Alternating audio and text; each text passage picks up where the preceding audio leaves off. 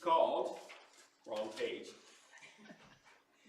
Introducing the Unknowns Except For. Well, except for what?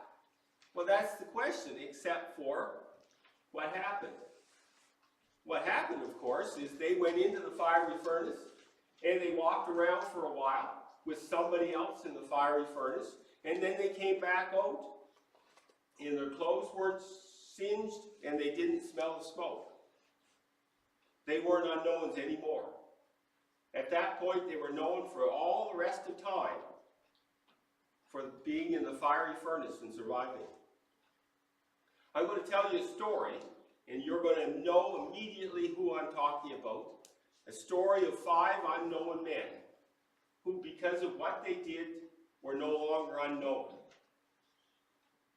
You ready? Nate Saint and Jim Elliot. And there was 3 more. Well, they were the men who went to the Alka Indians and Elizabeth Elliot wrote the book, Through Gates of Splendor. And so we know the story of them. Now, what happened to them was before I was born. It's 1955, 56. It happened to them because it was in the 1956 Reader's Digest, a shortened version of the Through Gates of Splendor. Now, if all of those things that they had planned, they flew around and they dropped gifts in and then they landed on the beach, and if everything had gone according to plan, if they'd been invited into the village and they had made friends and then they had went and stayed there and they learned their language and taught them how to, we would never know about them. They would be known by the church that had sponsored them and the missions committee and their small community. Now, if I say the Bustons, you'll immediately know Daryl and Lauralee Buston, who are missionaries from Moncton, and you will know their names. And you will know names of Charles Harvey, but if you went to Toronto and said the Bustons, no one would know what you were talking about. They're local. You see, they're unknown except for a close group of people. Well, if Jim Elliot, Nate Saint, and those other 3 men had succeeded, well, they would be unknown. We'd never have heard their story. Now, in my house as a child, I can't remember any records.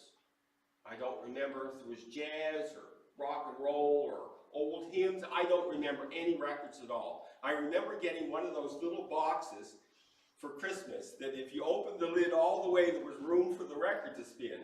I remember that, but I don't remember any records we have except one set of records. It was the story of Through Gates of Splendor on 5 records. I remember that record. I knew that story, and I know that a lot of people, other people, know the story of Nate Saint and Jim Elliot.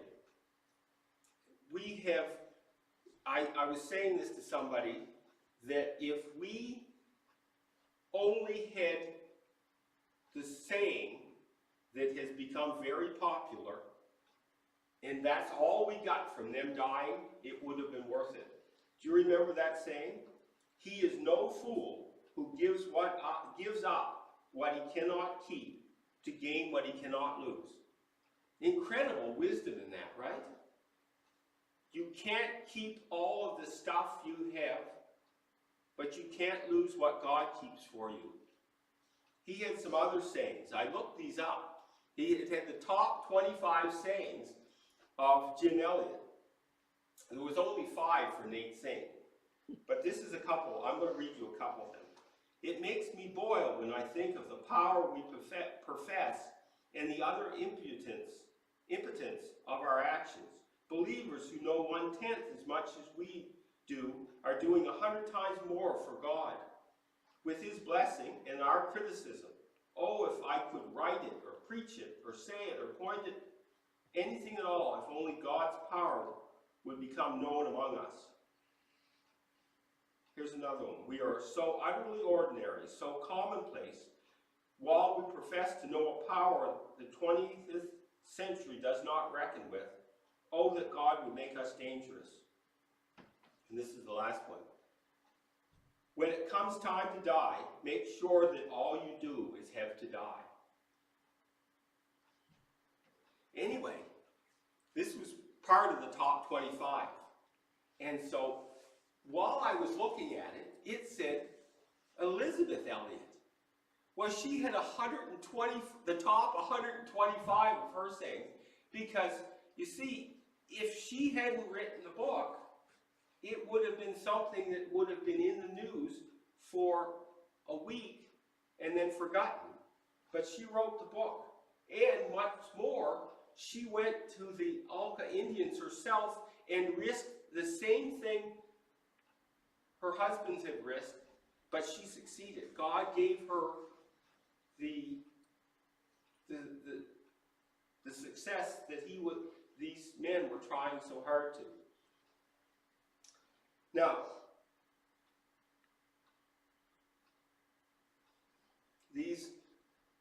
here's the thing, is that these would be unknown people, except for what happened.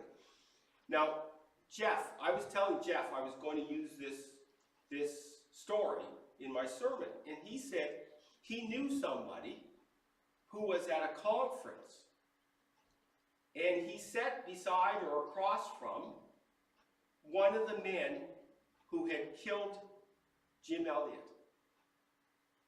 And you would be thinking to yourself, I know that story of those men. And then you would be thinking to yourself, that man has been a Christian for 50 years. And how has he been able, recognizing how horrible it would be to kill this man after he became a Christian? How has he dealt with that? And the only thing you can think of is God has given that man the ability to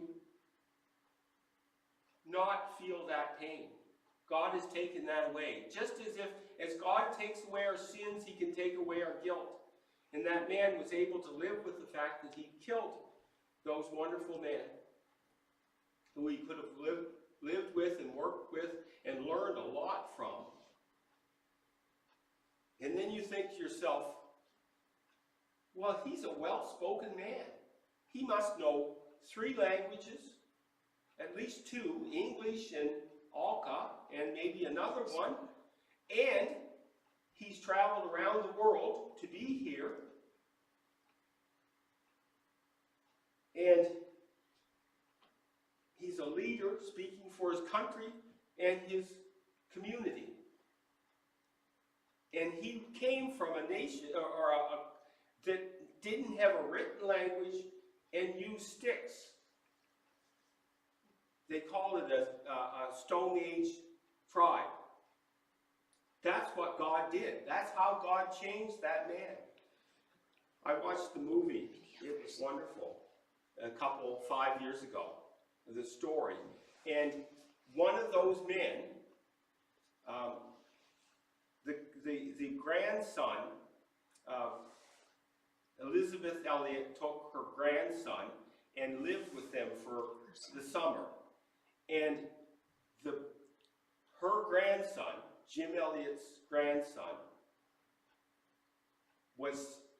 had found a favorite, found an old man that was just like his grandfather. It was the man that had killed his grandfather. It was a wonderful story of how God in his grace can forgive and change and make new. Well, the 3 men that are going to talk about, Shadrach, Meshach, and Abednego, well, they achieved far more than you would expect. Because if you remember the first of the story, they were taken from Jerusalem, and they were good-looking, handsome, smart young men, and they were going to be servants to the king. They achieved very much more than you would expect of servants, even servants that had a good opportunity. Well, let's look at the first point. Number one, someone must be first.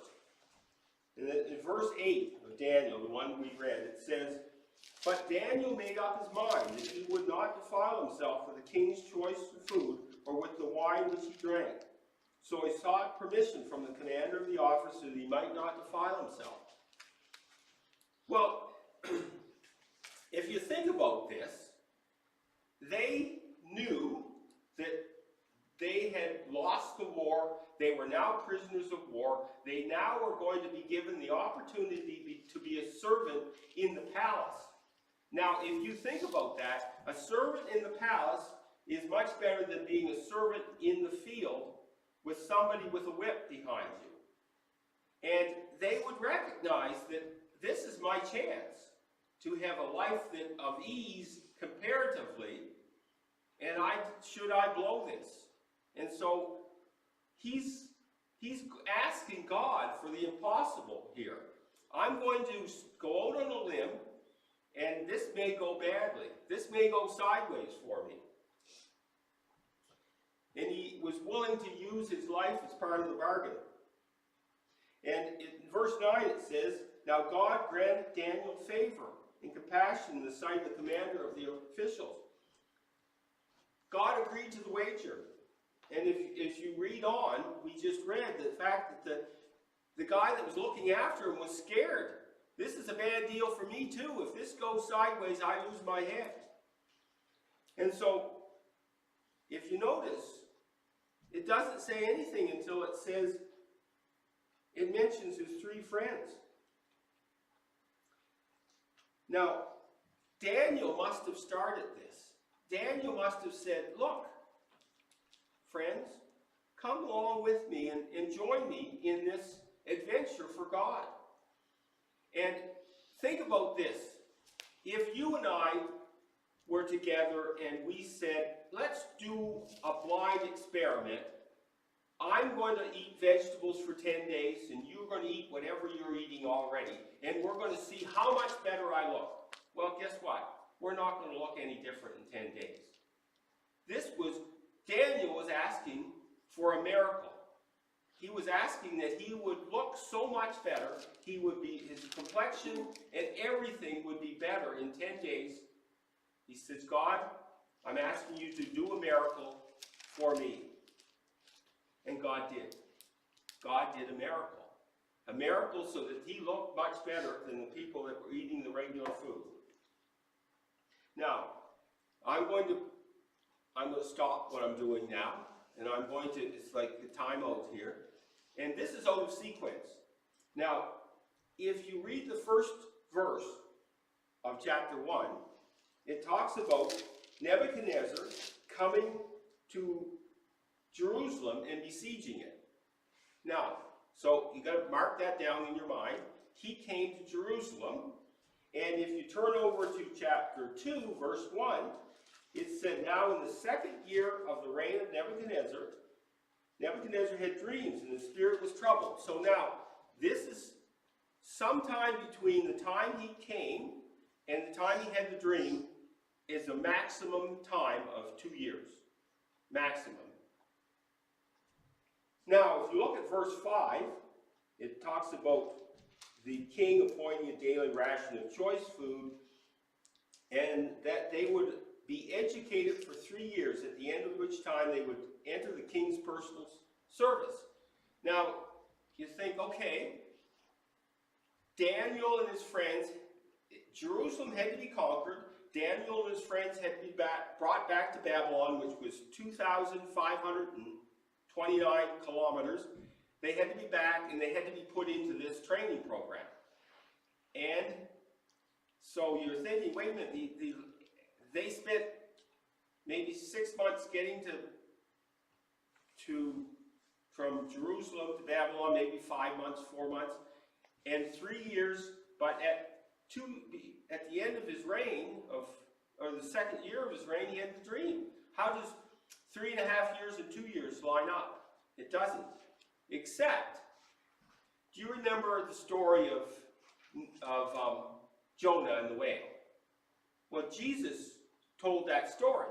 he said, like as Jonah was in the whale for 3 days, I will be in the tomb for 3 days. And we know how long Jesus spent in the tomb.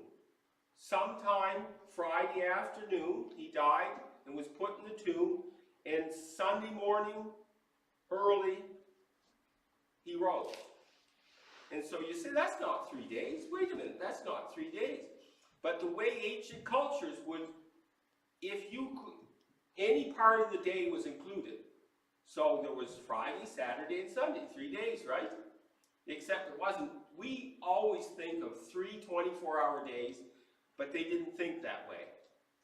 And the same with this story, 3 years were any part thereof. So December 25th to January 25th would be 3 years. Except it's really 13 months.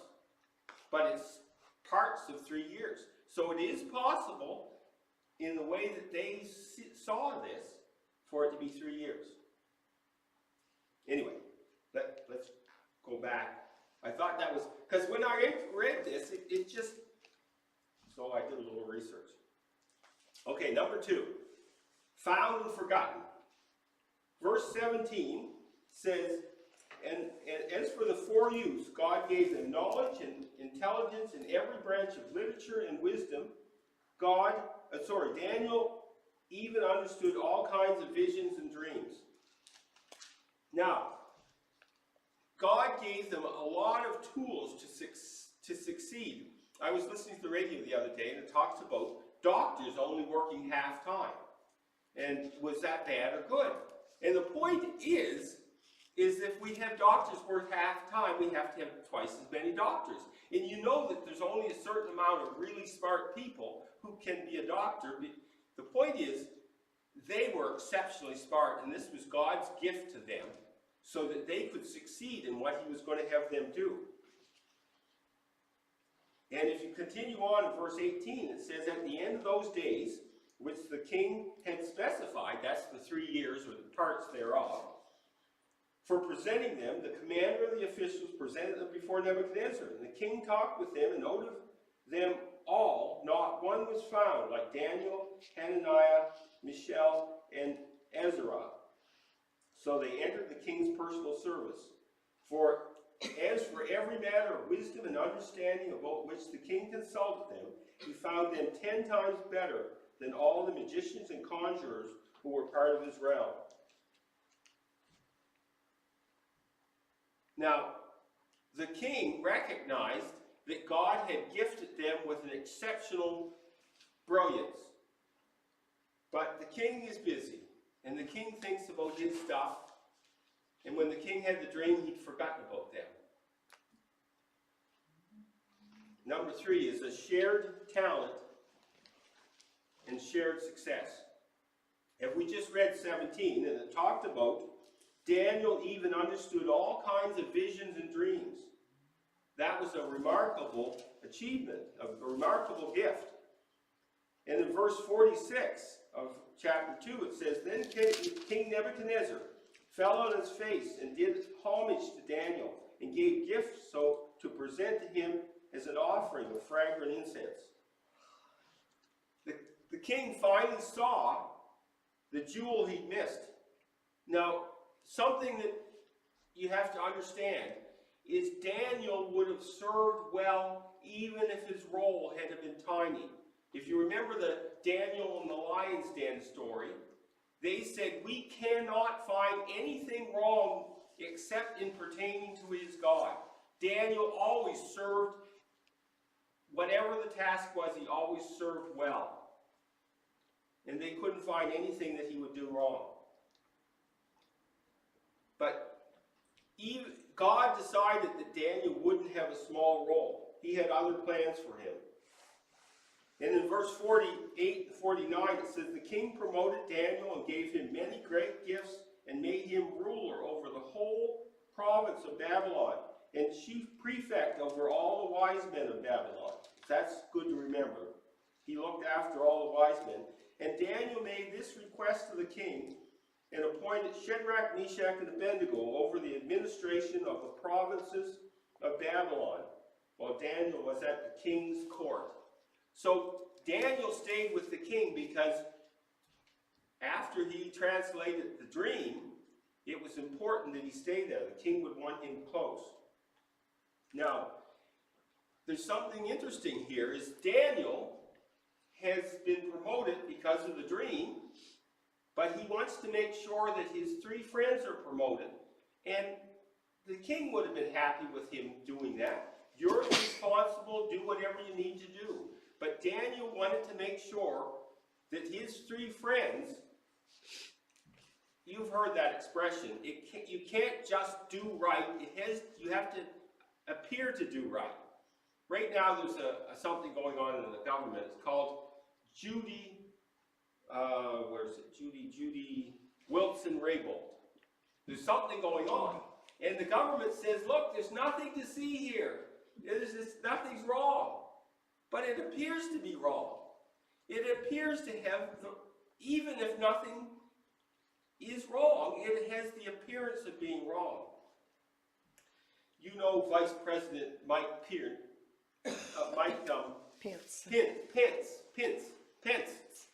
He has this policy.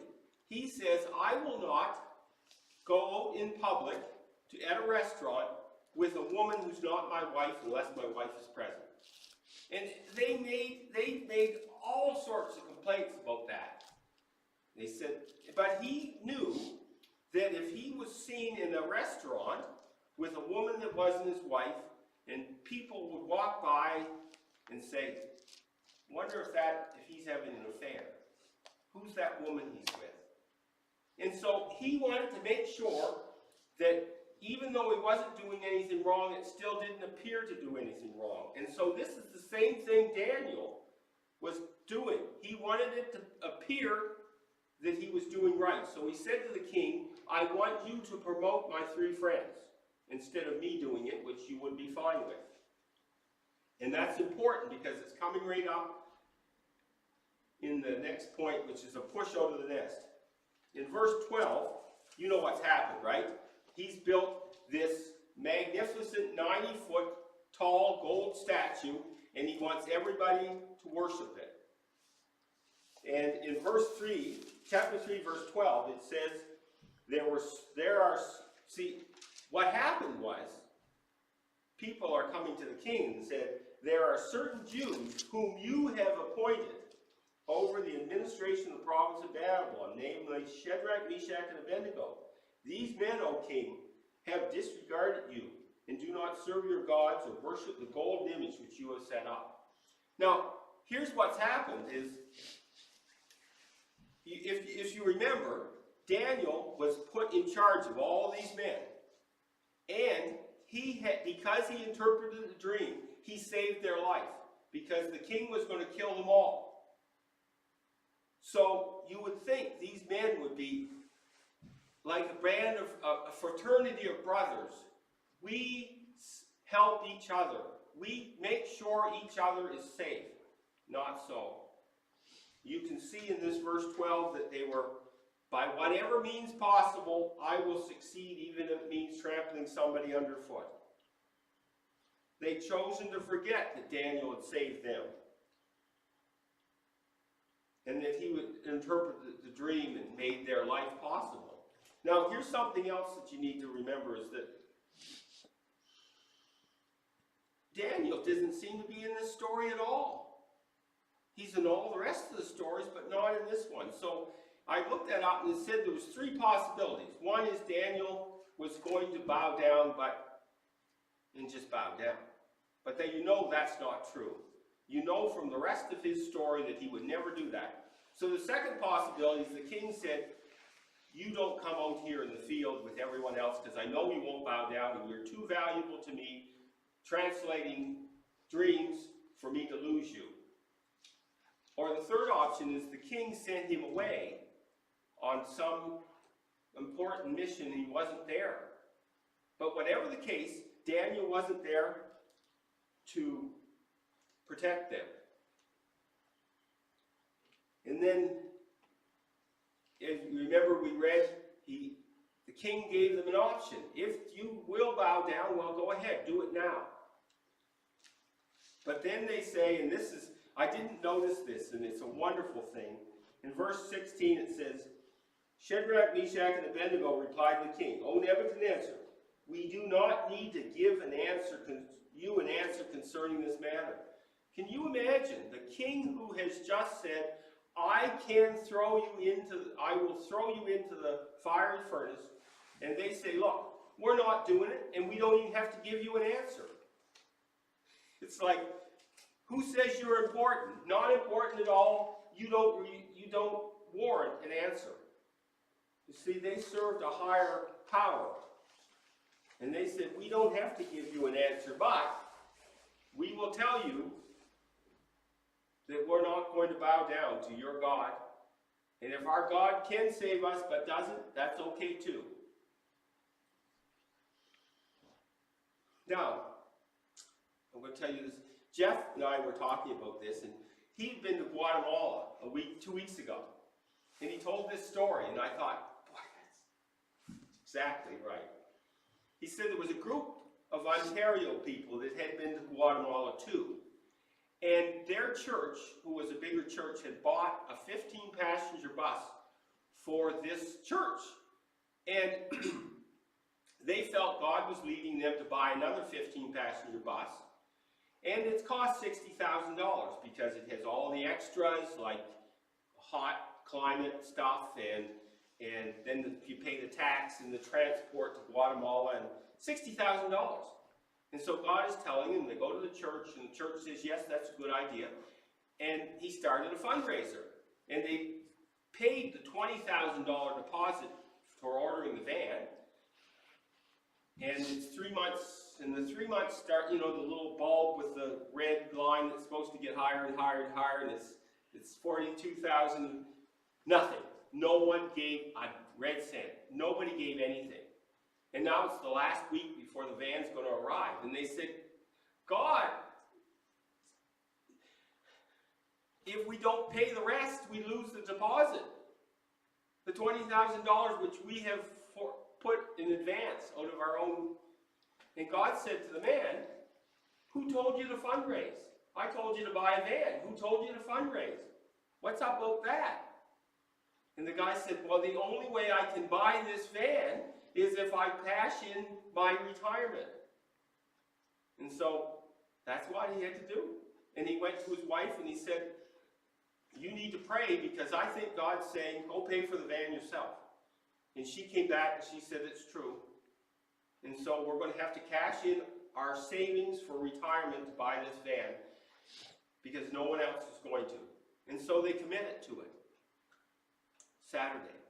Sunday, all $60,000 came in. Just like that. God didn't need their money. God needed them to be willing to go into the fire. He had the money. God has the cattle on 1,000 hills. Well, God calls us to act recklessly, to do things that doesn't make sense at all, to serve Him. If you remember Stephen in Acts 6, God's Holy Spirit was in him. No one could defeat his reasoning. And he knew that every time he did this, he made another person mad, and eventually it would end up in his death, and he died. There's a story of Mark. Mark went with Barnabas and Paul, and Mark failed. And Barnabas said, we need to take Mark again. He wants to come. And Paul said, no, no way. And so, Mark continued. And at the end, Paul said, send Mark because he's valuable for the ministry. You see, there are times when we say, look, let's just do the practical thing. We don't need to. Shadrach, Meshach, and Abednego could have bent the knee. 10 minutes, 5 minutes. Who's going to know? They're at the back of the group. And then they could have served well. But they said, no, we're not doing this. In the first of Acts, the story is the early Christians. Caesar said, you can worship any god you want. We're okay with that.